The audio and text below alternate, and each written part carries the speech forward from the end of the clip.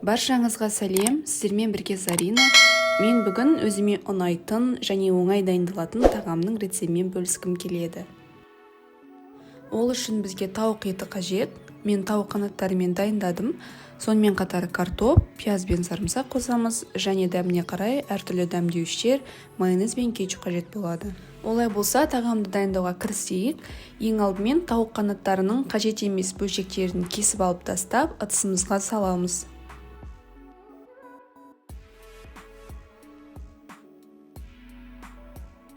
Пияз бен сарымсақты да турап, осы ыдысқа саламыз. Одан кейін қалауыңыз бойынша үйде бар дәмдеуіштерді қосып дайындай берсеңіз болады. Мен қара бұрыш, паприка, кориандр, құрғақ сарымсақ, кристалл тұзын және ас тұзын қосып дайындадым. Енді майонез бен кетчупты қосып, жақсылап араластырамыз.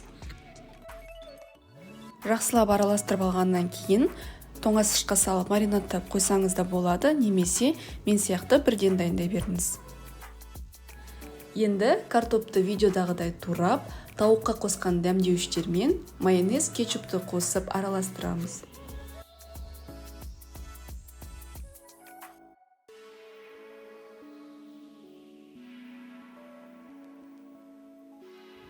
Барлығы дайын болғаннан кейін табамызға пергамент қағазын төсеп, тауық пен картопты орналастырамыз.